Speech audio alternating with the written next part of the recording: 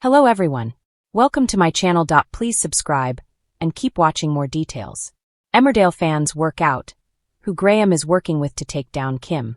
Emmerdale fans are convinced they know who Graham Foster is working with to take down Kim Tate after he poisoned her with a medication overdose.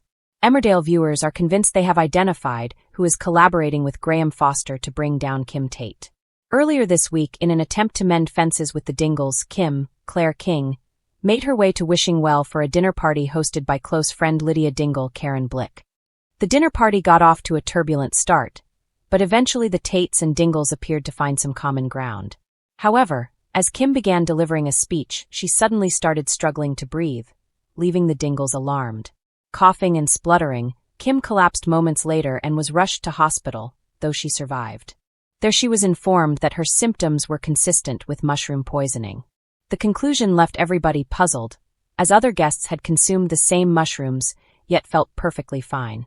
Graham Foster, Adrian Scarborough, was then resolute that somebody had interfered with Kim's food in an attempt to kill her.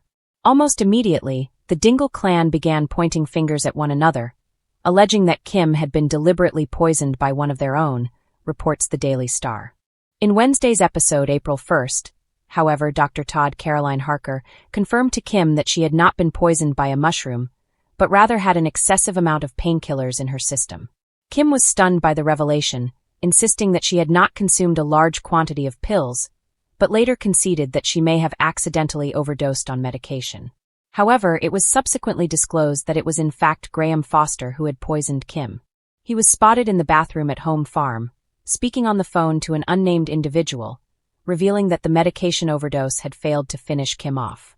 Graham went on to inform the mystery caller that he would need to find an alternative method to eliminate his pain in the neck. Now, viewers are convinced they've identified Graham's accomplice. On an Emmerdale Facebook fan page, audiences have pointed the finger at Caleb Milligan, William Ash. Could Graham be working together with Caleb? Pondered one viewer. Another wrote, I thought the same. A third commented, absolutely he is. While a fourth simply stated, yes. The village had not felt this tense in years. Even the wind that curled through the trees around Home Farm seemed to carry whispers, secrets brushing against the windows like restless ghosts. Kim Tate was back where she believed she belonged, on top. But Emmerdale had a way of reminding people that power was never permanent. And Graham Foster, ever the silent observer, was no longer just standing in her shadow. At first it had been subtle, a missing file, a delayed call. A look, just a fraction too long, when Kim issued one of her sharp, unquestionable orders. Most people wouldn't have noticed. But Emmerdale fans? They noticed everything. Online theories exploded. Graham is definitely working with someone, one fan wrote. He's too careful for this to be random. Not just someone, another replied. Someone who knows Kim inside out. Back in the village, the cracks were beginning to show. Kim stood in the middle of the Home Farm living room, her posture rigid, her expression carved from stone. The fire crackled behind her, but there was no warmth in the room. You've been distracted, she said, her voice calm but edged with steel. Graham didn't flinch.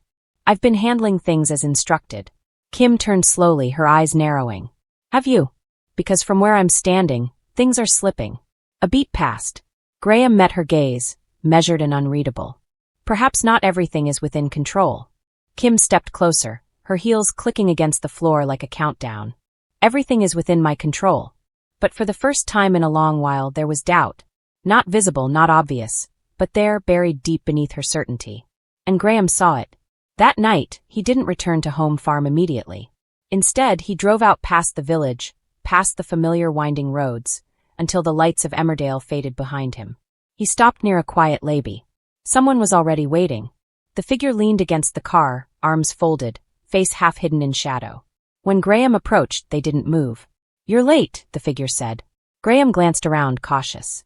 I had to make sure I wasn't followed. A faint smirk. Still loyal, are you? Graham's expression tightened.